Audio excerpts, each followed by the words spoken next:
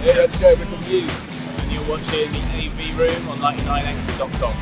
99X. At 97.9. It is the House of Kinard. We are in a VIP room at Andretti's where Muse just raced, and some of your lads, can I say lads?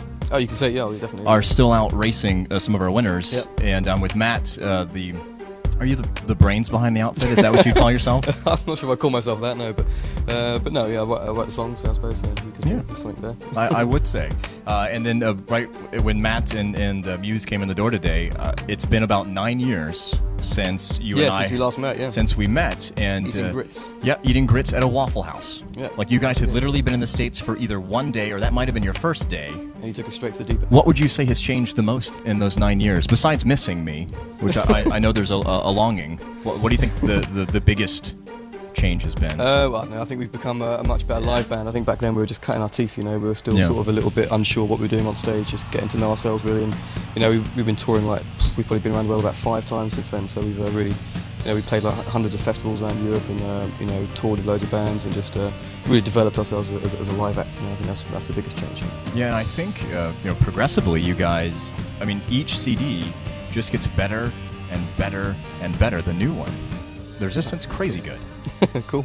And I like the fact that the last 3 tracks on there are something a little bit ambitious, you know, for a band to undertake. Yeah. What's, like, the last 3 are more orchestral, I guess would be the best way to put it? Yeah, we wanted to sort of combine sort of orchestral elements with what the band's doing. We've always had like a couple of hints at kind of classical music in previous albums, just like little whispers here and there, but we thought we might as well just dive straight into the deep end and do a big old progressive monster at the end of the album, which we had to go. Because we're producing it ourselves, we knew we could get away with that, you know, because if we had a producer, they'd be telling us that that's way over the top, you know, but because there's no one in there telling us that, we had a no holds barred approach, and sort of just anything goes on this album, you know. We sort of tried loads of different stuff. Do you have a favourite track on the album? I like Undisclosed Desires because it's completely like radical to anything we've done before. It sounds like a sort of R&B beat or something, and I sort of, it's quite weird for us to do something like that, I think.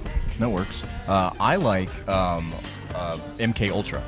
Oh yeah, like, I like that one. Yeah, that's good. That's probably the oldest track actually. In terms of, that's probably one of the first tracks we wrote for the album. Yeah, and that's very much written from a sort of, that sounds like a live track to me. It's going to work well on stage. House of Kinard hanging out with Matt from Muse. Are you still pretty sweaty from racing?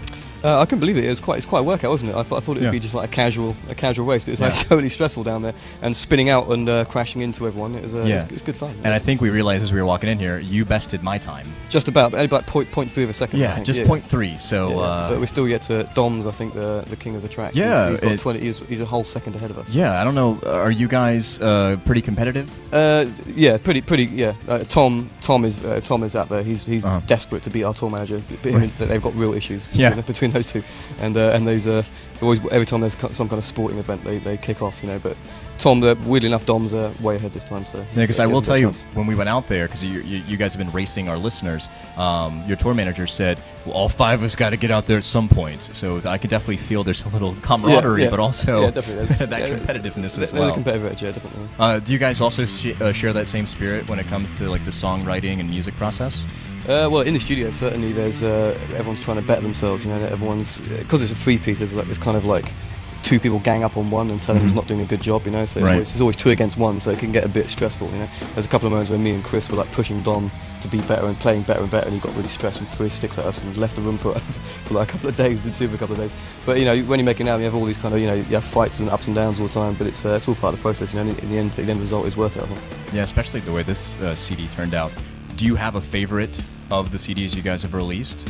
I mean, I know it's like picking your favorite kid. It's tough to do. Yeah, I think most bands. I mean, I would imagine that most bands always pick the latest one because I feel that the latest one kind of encompasses all of the best bits of the previous albums. You know? I think all our albums have done that. They sort of tried to sum up what was going on in the past and add in some new bits to it. You know, so for that reason, I'm always sort of into the latest one. You know.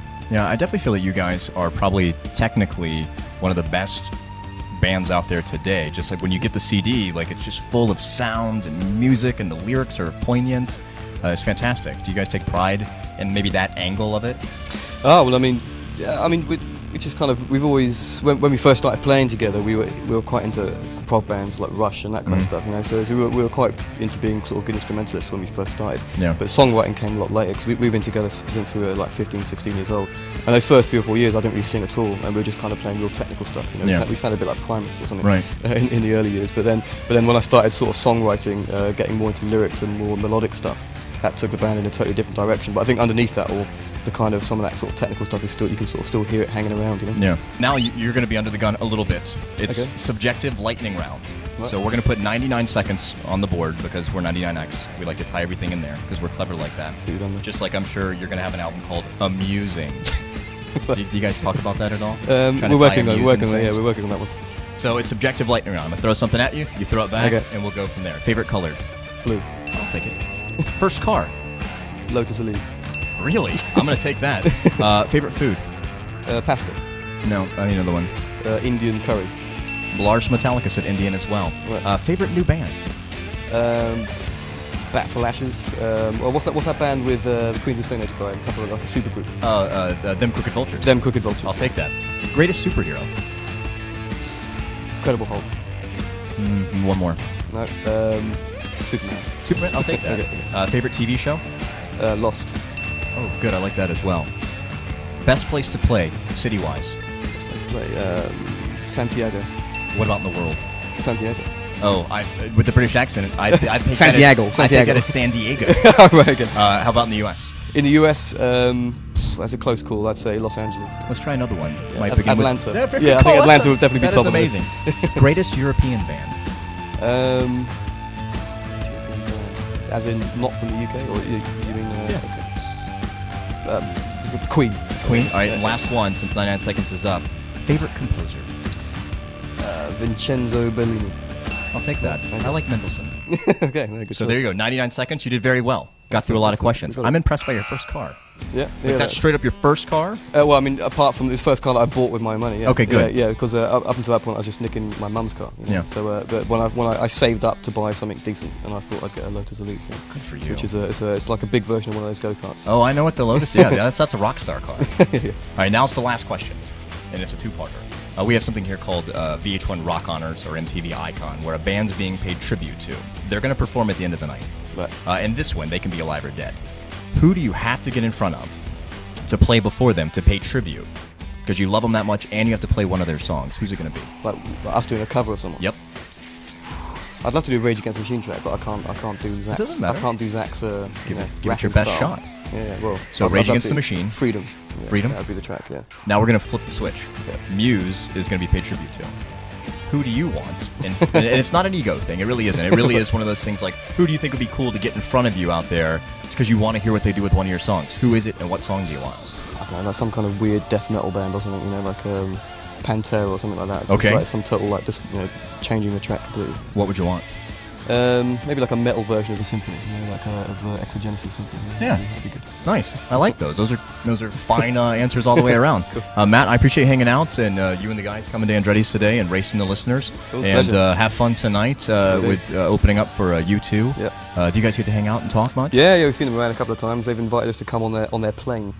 Really? They've got a U2 plane, yeah, and they keep asking us to go on there, so we're going to go and hang out on their plane at some point. Yeah, how do you not do that? But I think that's the only chance you get to see them is on their plane. 'Cause Right. They come in and play off their plane. Right, and then they and leave. then they go straight on it and off again. So we just see them when they're getting on and off the plane. Gotcha. So the idea is we're going to go on it at some point and say hi. That'd be fun. Well, have fun doing that and have fun tonight. Cool. It's 99X. Cheers.